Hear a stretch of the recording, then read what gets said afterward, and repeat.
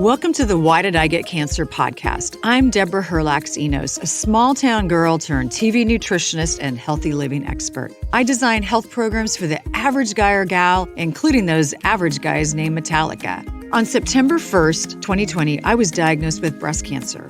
I asked every oncologist the same question, why did I get cancer? But none of my doctors had good answers for me. I wanted answers, and that's why I started this podcast. I want to help you to lower your cancer risk and provide self-care tips for those in the battle. I'm getting answers, and I want to share them with you.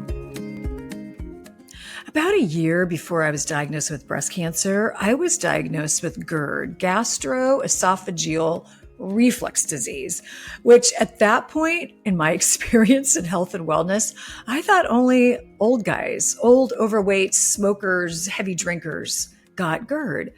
And it was shocking to me. I was really sick. I lost about 30 pounds and could hardly keep anything down, had to sleep on a wedge. I mean, it was a rough season right before the next rough season, which was breast cancer. And this is why I am so happy to bring you this information today. My interview with Dane Johnson, who is the CEO and founder of the Crohn's colitis lifestyle. He almost died multiple times in his 20s due to irritable bowel syndrome and Crohn's and colitis, you name it, he seemed to have it. His mom ended up losing her job so she could come and take care of him. And one of the big takeaways from my podcast with him today is the importance of gut health, but not only gut health, but also if you get ill. Dane was telling me, are you looking at yourself as a victim? And he said he started to really act sick. And of course, he was really sick, but he said he would look in the mirror and he hadn't shaved and he hadn't brushed his hair or brushed his teeth or even gotten dressed. So he started to really identify with his illness. Now, I got to tell you, that was a big takeaway for me today, because I think there's some days I wake up and I'm just so tired and I look in the mirror and I think, oh, Lordy woman, you've got bags under your eyes. I can see your wrinkles. And I kind of go on and on into this victimhood. Sometimes it lasts for hours. Sometimes it lasts for a couple of minutes. But one of the things Dane was really explaining to me is don't identify with your sickness, your illness, your fatigue, your sadness, your unrest. Basically, that is going to change your mindset. And when your mindset is basically in the pit, it is really hard to get better. It's a 2-part series. So today we're talking about, just Dane's background and how this happened, how he started to get better. He's got some crazy healthy hacks that I'm actually starting to do already, which I feel like it's making my body stronger. It's certainly making my mind stronger. And then next week, we're going to tackle some of the, just like the hard and fast tips, which like, here's the smoothie he does. Here's some of the supplements he takes. All of these things have gotten him from 120 pounds and basically being in a hospital for months to where he is today, super athletic, almost 200 pounds, and really thriving in life. I just know you're going to really cherish this episode like I did. Thank you so much. Welcome to Why Did I Get Cancer? Thank you so much for having me. I feel blessed to be here, and I hope I can so really change some lives today. Here. And you didn't have cancer, but No. I tell you, you had a journey where you literally couldn't leave your house for a year. Yes, I was dealing with a life-threatening battle I was diagnosed both Crohn's disease and ulcerative colitis by 2 different doctors. And I was in a wheelchair and I was bedridden for 3 months and I was housebound for a year. I was chronically sick for about 4.5 years. I couldn't eat food. I couldn't hold water down. I would have 25 bloody bowel movements a day. I walk around at 190 pounds. I dropped to a low of 122 pounds.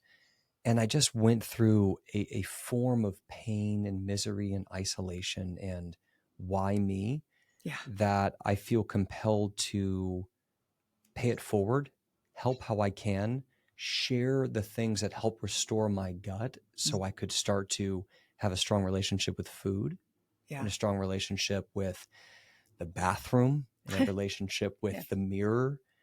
And I think one of the big things is like forgive myself, that this wasn't my fault. When when something happens to you and you look to your family and you look to a doctor and then you write big checks and you don't get better, Hmm.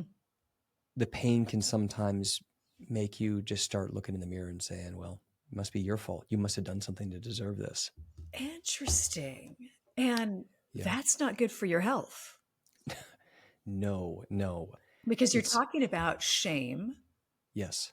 Mm-hmm. which out of any human emotion, Mm-hmm. I feel like that carries the most weight because Mm-hmm. shame is it can become part of your identity. Mm-hmm. It impacts every relationship. And talk about looking at the man in the mirror, Yeah. quote Michael Jackson, the man in the mirror. I'm not going to sing. When you have shame and you're looking at the man in the mirror, you don't want to do anything to make him better.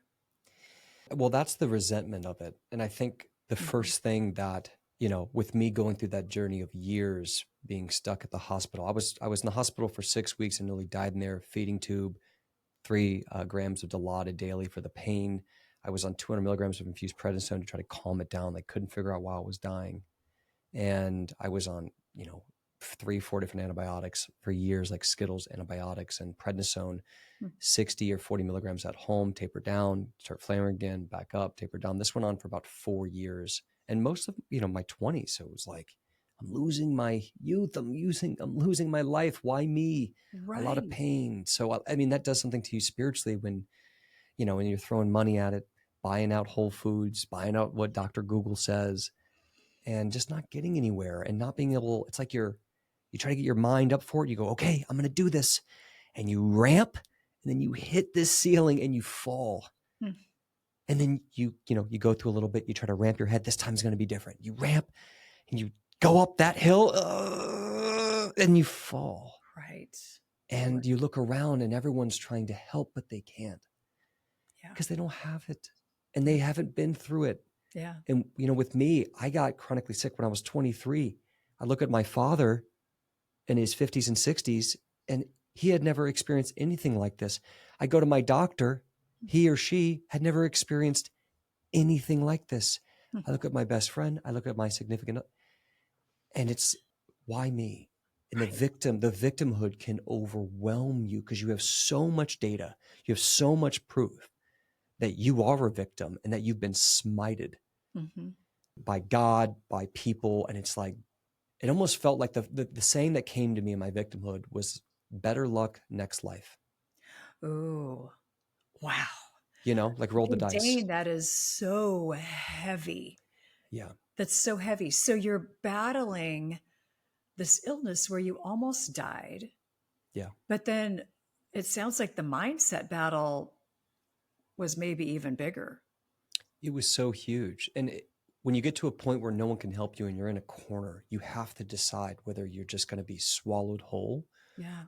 or you're just going to crawl out like bloody fingernails and all. And, Huh. when I was in that hospital, I mean, I checked myself out after they gave me an antiviral to help save my life. I woke up again. My whole family flew out 2014, December of 2014, I nearly passed away. And, I was on a feeding tube. I was on the antivirals. I was on the painkillers. I was on the biologics. I was on steroids, all of it. And then when they finally got me to the point where I was back awake and alive, I checked myself out and then I was housebound for a year. And it took me about 3 months to walk again. And we can call a disease what we want, but pain is pain. And Mm. trauma and losing your body to something is real. And I never wish this on my worst enemy, what I went through. It was so hard. I just wanted out. I was looking at my mom. I was looking at God praying, let me out, let me out. And I couldn't get out. The only way was through. I couldn't go around. Mm. When you realize that the only way out is through you, it has to start in the mind. It has to start in the spirit. Ah. And I think something that saved me, and for everyone out there who's been trying and working hard, I think what saved me was the years of failure, because Mm. I had all this experience prior of, I know what restrictive eating could do. I Mhm. know what these supplements could do. I had done lab work. I had done meditations. I had gone to school for natural medicine. I had a lot of background that when I got my mind right, I knew what wasn't going to cut it anymore. Interesting. So I made the failure a power. Like, okay, I got my mind right. Mhm. And for me, one of the first things I did is I just started praying twice a day, morning and night. And I'm talking knees on the ground. For me, I was so lost. I had never met anyone Wow. who had the disease I had. And I'd never, I had no one. Right. And it was like And my also mom you was were doing so young. everything. You were so Yes. young. Yeah. And I looked at, and my mom was killing herself trying to save me. Mm. And my family was spending, well, I was a middle-class family. And so I got to a point where it was like, there had to be some kind of higher power, higher energy. I had to release somewhere. And so things I did in the beginning that really helped me battle something where I had to go it alone. Mm-hmm. No one else could walk it with me. And I had to find a sense of happiness in the journey, because every time I tried to do it, within 2 weeks, I'm breaking down because I'm miserable trying to heal. Yeah. So I had a few epiphanies I want to share with people that can help you energetically. I was failing every time I tried to get healthy. I failed because it made me miserable. The lifestyle, the diets, the fasting, the juices. And then every time I got happy, let's go back to life, forget it, it's trauma, it's stress, go live your life, I'd get more sick trying to just do what society did. So every time I got happy, I got sick. And every time I tried to get healthy, I got unhappy. I got miserable emotionally. Wow. So I was stuck, and I realized the answer was I had to get happy and healthy at the same time. And almost everyone I met who had failed either was miserable trying to heal or was trying to avoid what they needed to do to heal and just go back to life and reduce the stress. Mm-hmm. And I realized I kind of had to do both at the same time. So I had to divorce my old life, my old teaching habits, and build a brand new way of experiencing gratitude, love, value. When you can't walk and you're going to the bathroom 25 times a day, it's really hard to feel value to others. So hard to feel like you're valuable in any way, because your job is going to the bathroom. Yeah. Yeah. You're in there. Yeah. Yeah. And not upsetting people. And even when things are going wrong, you don't want to put that burden on your loved ones. Yeah. You don't want to tell them how hard it is. You don't want to tell them you're losing your vision and you're having a hard time walking. And it's just like, my heart goes out to it. The pain is there. And I just want to create space for that for people listening, because I might not have had cancer, but I nearly died of a disease I didn't deserve. And I did nothing in my life to gain. Right. It's like, I didn't look at it and go, well, you were a drinker for 40 years, or you smoked. And I know a lot of people out there are feeling the same way. I didn't do anything to deserve this, and that we can just get engulfed in that victimhood. And so some of these things that really helped is I could be sick, but I could still be of value to others. I could still call someone. I could still love on someone. I could still find reasons to laugh. Things I did that really helped my spirit is I started taking care of plants. So I became like the youngest gardener in all of California. My garden was looking great. Really? And something that I would find ways to give me hope. Here's another one. Watching a plant grow is terribly taxing. Like, you're just every day trying to look at, did this leaf grow? Did that leaf grow? But over a month or two, you can really see the results of your effort. That is really cool. I said, and I'm going to heal like a plant. Control also. Exactly. And I said, I'm going to heal like a plant. And it's just like how a plant grows. It's like, I'm going to get sun like a plant. I'm going to get water like a plant. I'm going to find peace like a plant. And I'm going to nurture these plants as I nurture myself. And I might not see the results in a week or two, but 2 months in, 3 months in, that brought the second thing that changed my life: daily journaling. I didn't have a leader in my life. So I decided to be Dr. Dane, and he was going to put Dane in check twice a day. Morning and night. So after prayer, we go do 5-10 minutes of journaling. Now, this is where something really exciting. I started tracking my symptoms, because a lot of us are feeling, well, I can't cure this cancer. I can't get rid of this, but I can start tracking how I feel. Track my bowel movements, track my energy, track my weight, track blood, mucus, urgency, undigested food in the stool, track a sense of peace, track how much I slept. And so I started tracking these things, and I could get a dopamine hit from being able to write. My blood was a 4 out of 10 bad. So when my girlfriend at the time when I was a kid and my mother called and said, how are you? I could say, the blood's 30% down, Ma. Wow. I'm already healed. Wow. I'm already healed. It's 30% down. Every year before, it was, I'm still bleeding. Wow.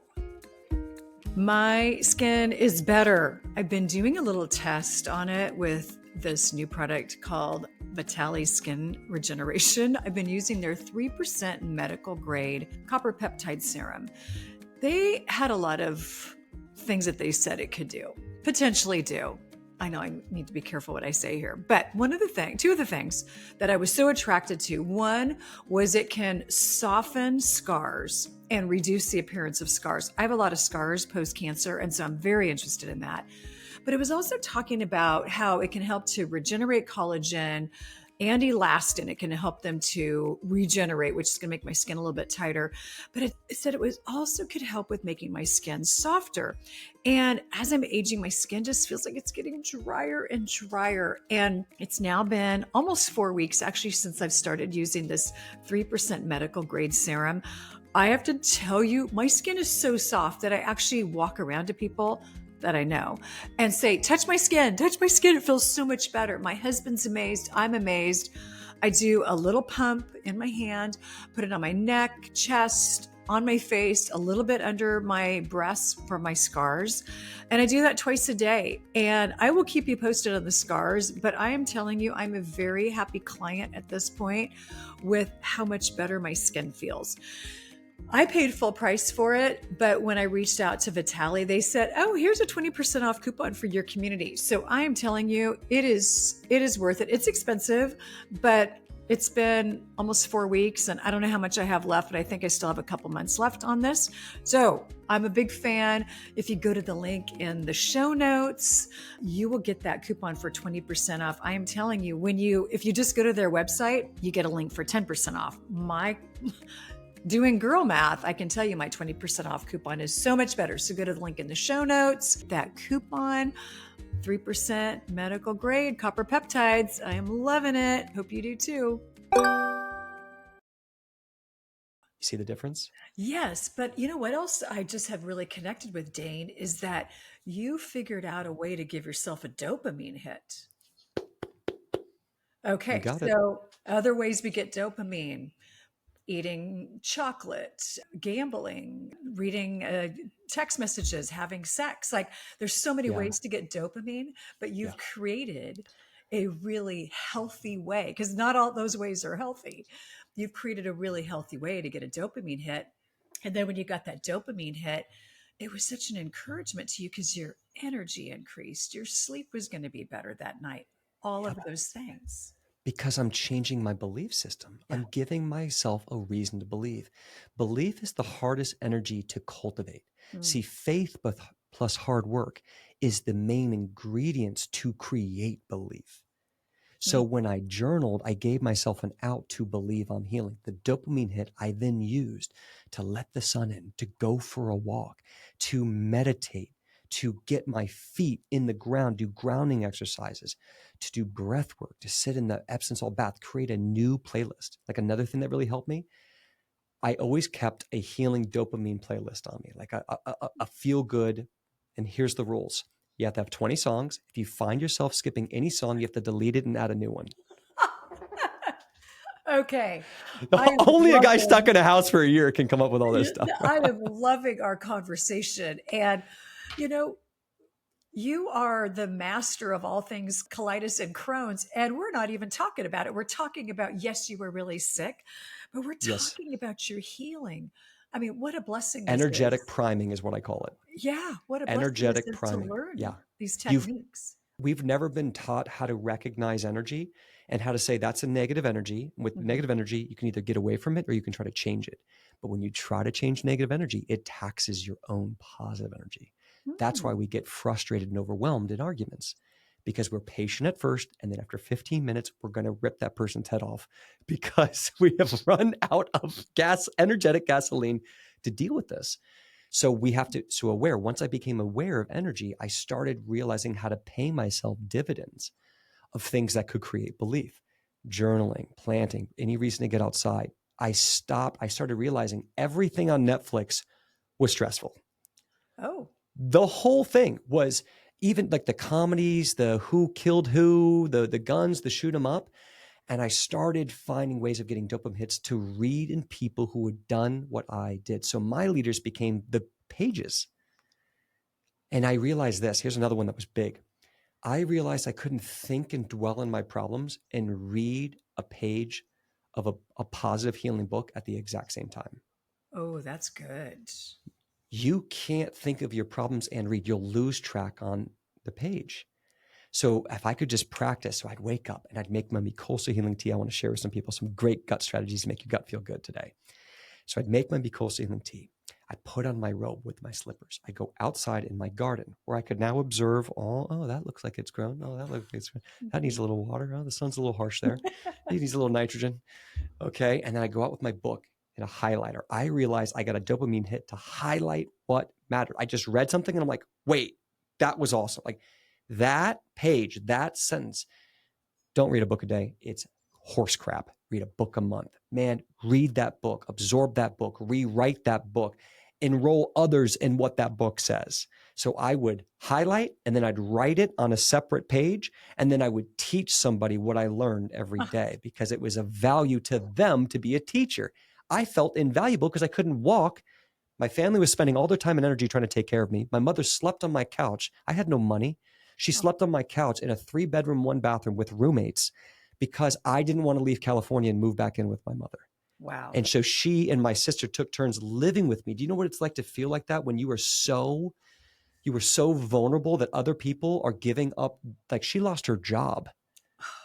So, and my sister would sit and they'd just sleep on my couch while I'm in pain, going to the bathroom 10 times a night, screaming from the bathroom because it feels like I'm pooping glass.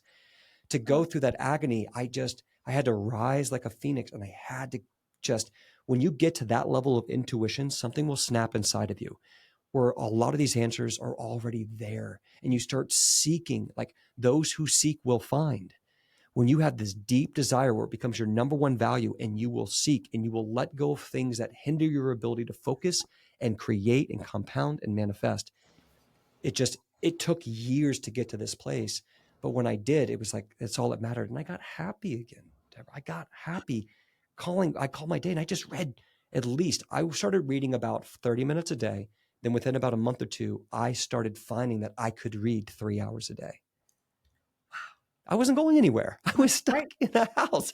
But what do you do? Your time. I'm in the garden. I'm outside with the sun. I'm going to practice being able to go half a mile walk today and not need to use the bathroom. And I'm going to wear 2 pairs of underwear because I might poop my pants in the conviction.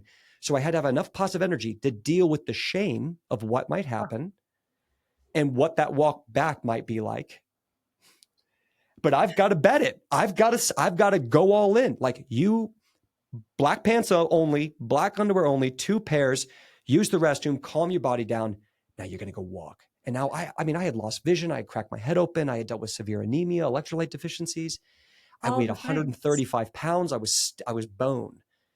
But it was like, if I can go half a mile there and a half a mile back or a quarter mile. My first goal was to be able to walk to the stop sign at my end of my street and back. And then I just started doing laps around the house. And then I started practicing calming my nervous system down when I got the feeling of having to go to the bathroom. So I'd get the feeling, do some meditation, tell my body it's okay, and then try to go do a lap before I went to the bathroom. Wow.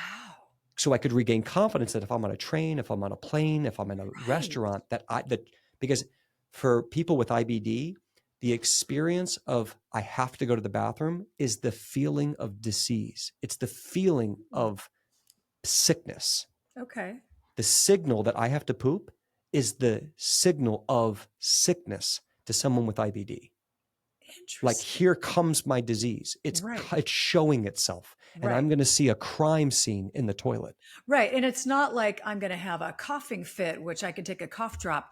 You need a bathroom. Yes. Or there's going to be a lot of embarrassment. There's going to be a lot of shame. And then a lot of shame heaped on top of that. Yeah. And let's also just say, you're in your 20s. Yeah. You're, a good looking guy. You've got high testosterone. What do you do with all that? Like, you can't. Yeah. They say what's coming to my heart right now is they say when death smiles at you, all you can do is smile back. I had a cane. I was a shell of myself. Yeah. I couldn't clothe myself, but I was an avid gym guy in the beginning, and I was an actor. I mean, I had an ego, and I'm sitting here, I can't even reach up and do things. I could lift a lot of weight over my head. I could run really far. and I was in great shape. I worked out 6 days a week. I was a personal trainer in college. I was in Men's Health magazine when I was a kid because I had gotten some things that happened. Like God had given me with his left. Yeah. But then he gave me with his right, So it's like, oh man. Sure feels like it, doesn't it? Sure felt like it. Let's go back to that gardening example. My husband and I were just talking about God's pruning seasons. And I grow grapes. I grow half of our produce. Oh, that's amazing. When I prune those grapes in January, it's painful. I'm out there. I'm just like, sorry. Like I'm just cutting them down to nothing. And the grape didn't ask to be pruned. And it's painful for the grape too, I'm guessing. I don't know. But then in the spring, there's so much growth and so much abundance. Mm-hmm. Is that kind of your story? Oh my gosh. Yeah, you nailed it. Because I can't eat this. I can't eat that. Like I would get to these places like 4 months in where I could keep about 50% symptom relief from where I started, but then I was stuck. And so it took a lot to emotionally deal with that. It's like, okay, I can only eat this restrictive eating and only have these things and deal with the cravings because I'm not eating grains. I'm not eating sugars. I'm not eating pastas. I'm not having stacks. My caloric intake still only 1,600 calories because if I eat more, I get more blood. So I'm like stuck. And so it's like this, you've got to consider the trimming again. You've got to really build up that positive energy, and I realize this in certain people, like, again, if you can change perspective of truth, that can reinvigorate your fire to continue to go towards the foggy path of uncertainty, to continue to double down. Mm-hmm. I realized that how could a raw vegan find happiness in life being so specific? Because they're not on a diet, they've built a lifestyle they believe in, and they've found happiness and health with this lifestyle. Mm-hmm. So I had an epiphany that as I pruned, I was testing a new lifestyle, and that lifestyle didn't have to dictate my happiness. Interesting. Like I still have my eyes. Yeah. I still have my tongue. I still have my laughter. I still have my sense of humor. I still have my mother and father. Let me ask everyone out there, would you rather give up the people you love the most or go through this? Yeah. So would you rather them have it or you? Yeah. So I kept feeding, and I would read this in these spiritual healing books, Breaking the Habit of Being Yourself, Dr. Joe Dispenza, Unleash the Giant Within, Tony Robbins. Like I was reading books from 1988, like this is fire, and I'm 23. Yeah. Awesome. And then it was like the moment I got healthy enough, I was like, how do I build more wealth in my health? Where do I get passive investments? So instead of going and running really hard and lifting a bunch of weights, I started trying to allow my body to handle a sauna, where I could sweat toxins out, right? You know what kind of dopamine you hit after you sweat? Oh yeah. But I didn't have to put the stress of pushing too hard. I could practice breathing. I could read. I could meditate. I could, dose certain protocol. I could go in there with a certain tea. I could do all sorts. I could do it while I was fasting with maybe elemental foods or electrolytes or, lemon water. And so it was like I could have a compound effect. Or when I got overwhelmed in monkey mind trying to meditate, I'd say, let me get an Epsom salt bath with baking soda, apple cider vinegar, and essential oils. Let me then put on Enya, like the most healing. I'm going to light 15 candles, no VOCs. You see how you can create? Like I found that if I created an environment to meditate, I could meditate double as long. But if I just sat on a carpet or sat in front of a TV or I was around people, monkey mind 5 minutes. Oh yeah, that old monkey mind. So it sounds like you really needed to create an environment of healing. Your home. I created a healing home. And that's honestly like when I finally healed myself, one of the things my family did is we created a 501c nonprofit because we wanted to buy a house where people could come and heal.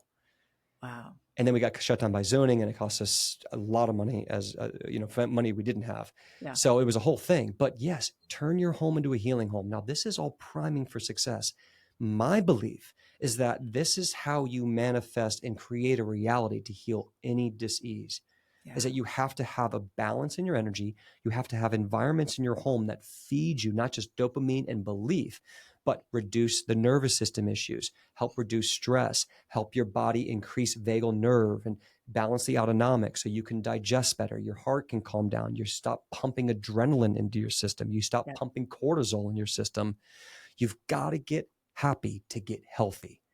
That is one of the biggest things. You cannot get healthy. You cannot wait to be happy to get healthy. Man, I learned that the hard way, Deborah. Sure I learned that. Man, I was so angry. I'd put holes in walls. I'd be screaming. I'd be saying every thing of blasphemy I can about God or people or doctors. I was just spewing hatred. And then I would just numb myself by smoking marijuana, binging on Netflix, just living on the tube, because I'm sick. And then I would victimhood myself to defend my addictions to anyone around me who loved me. You don't understand. You don't know what it's like. You can't tell me to get away from these things because you're not going through it. So I would defend my actions of misery. I would defend my actions of addiction. I would defend my actions of escapism. And I was miserable waiting for someone else to heal me. Oh my gosh, that is profound, because you're talking about blaming others. You're waiting for somebody else to heal you. It's And then everyone's when fault they except mine. don't, you're blaming others. And then you jump into smoking pot and, like you said, binging Netflix and all these other things. And it's a slippery slope of shame. I don't know that I could say that again, but it's that slippery slope of shame where it just like shovelfuls of dirt and crap just keep getting thrown in you because you are in the pit. And honestly, the only person that's going to get you out of that pit is you. You can't just hear that. You have to believe that. Yeah. And belief is the hardest energy to cultivate. That's good. It's elusive. It's like trying to measure air. You know it's here. Yeah. Right? So pain is usually enough pain and failure, plus the type of energy I have as a person, the fiery energy I already have, it eventually mixed together where I was able to bust through that ceiling, but it came at much, much failure, much learning lessons. And so these are the things I'm telling you I did after years. And that victimhood of misery. Here's another thing. Look in the mirror right now. Are you acting sick? I didn't shave. I didn't get ready for the day. I lived in my pajamas. I hardly showered because I could hardly stand up in the shower. I thought I was going to crack my head open. Yep. So you look in the mirror. I'm now acting sick. I'm now living in the sickness. And when I healed, I remember my sister was there and I had been out of the hospital for like 3 weeks. I weighed 127 pounds. And I enrolled her that we were going to go for a walk. I want her to get in the car and drive me around. I don't care. Drive me around, drive me down to, I lived in Santa Monica, drive me down to the lights, drive me down to the ocean. I want fresh air. And I was okay if things happened because she was my sister and she had already seen it in the hospital about 100 times. And so it took me like 30 minutes to get my boots on, Deborah.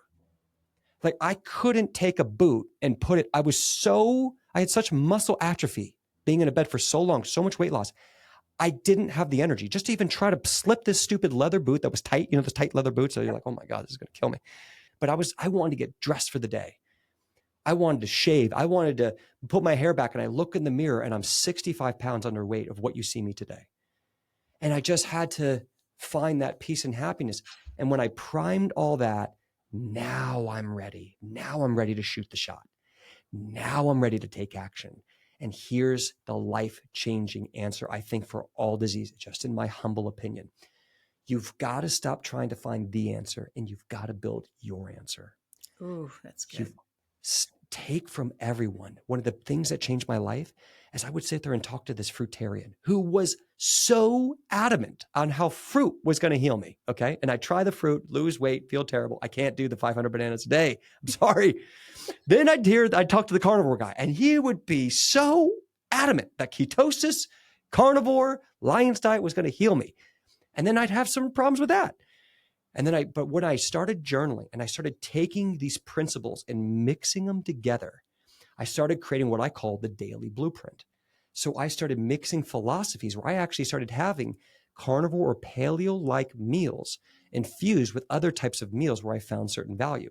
Like for instance, I found that some of the fruit in the elemental diet really helped clean out my bowels. Because when you have 20 bowel movements a day, one of the core problems is you can't properly evacuate. Right. Your body's just trying to get rid of it. It can't get rid of it. Yep. So those monosaccharides, those simple sugars with light fibers that were easy to break down and that had high water intake and high enough calories so that my body could use it, absorb it, not cause an inflammatory response, no seed oil, no lectins, no oxalates, no phytic acid. All of a sudden it helped me start pooping better. And then I used specific manners of how I prepared my meats to be very bioavailable that I could even give them to a 12-month-old. Wow. So I started using like baby principles about that. And so that's one of the things I noticed is one of the cardinal rules as I built my plan is it wasn't whether a food was good or bad. It was the manner at which it's prepared. That's what I fascinating. needed. Yes. And last thing I'll say about that is I needed something that was bioavailable and wouldn't cause an inflammatory response. Right. It's that time of year. I love spring. I'm a gardener. So to me, it's renewal, it's growth, it's all of those things. But also, after growing up on a small farm, I have allergies and I'm so sad about it, but I've had them my whole life. And spring has been rough on me. And one of the things that makes it less rough is I stay inside more often, which I don't love, but I have an air purifier in my house. And when things get really bad, I'll go inside and just rest or work or whatever it is that I do inside the house when I can't be outside in my garden. So let me tell you about my favorite air purifier. It's the Air Doctor. And I use the Air Doctor 3500 and it is amazing. One of the things I love about it is it picks up 99.99% of junk in your air. It's got a HEPA filter, an ultra HEPA filter, which I love, but it also picks up mold spores and pollen and dust and microplastics. Y'all have heard me talk about microplastics so much. So here's the deal. Air Doctor has a great deal right now, and the 3500, which again, I mentioned that's my favorite one, it's $280 off. I don't know how long this is going to last, but this is one of those products you just want to have in your house for emergencies, meaning the emergencies of summer wildfires or, again, just getting too much pollen in your neighborhood. So go to the link in the bio. I've got all the information there. The discounts are already in there. Again, huge fan of Air Doctor. I have 2 of them in my home, and it just makes me feel more at peace knowing I've got such a great air filter. Here's one of the other things that I love about Air Doctor. When I'm cooking and maybe I'm not paying a whole lot of attention and things are starting to burn and there's kind of smoke coming off of my stovetop, the Air Doctor, when I have it on auto, it kicks into high gear. So it's got this automatic system that when the air starts to get a little bit, congested, polluted in your house, it kicks into high gear. The lights start flashing, and then eventually when it clears the air, it calms down. So I also love that. It can help to clean my house after a bad cooking evening. So anyway, enjoy your Air Doctor. Link in the bio or go to the show notes. Wasn't this episode great? I feel so encouraged, and we hardly even jumped into some of Dane's healthy hacks. So that's why you've got to tune in next week, where he tells us about the healthy smoothie he makes every morning and the other different types of hydration that he does to stay healthy, what he orders in restaurants, his supplements, probiotics. So can't wait to have you back next week. See you soon. Hey, y'all, can you do me a favor today and go and leave a review of this podcast? I know that the more great reviews, wink, wink, emphasis on great, reviews that I get, along with more downloads and more subscribers, that pushes this podcast out to people who might normally not even find it. And the reason I started this podcast and my real heart for starting this podcast is that I needed this information. It wasn't available. And so I started a podcast so that I could be a blessing to others. So you're a blessing to me just by being here. And again, thank you for your support. Thank you for your positive reviews and all of the notes that you send me. And also just wanted to say, hey, keep in mind, I'm not a doctor. And if you need medical advice, please reach out to your team. That is going to be just the best source for you because they know you. So again, I hope you enjoyed this podcast.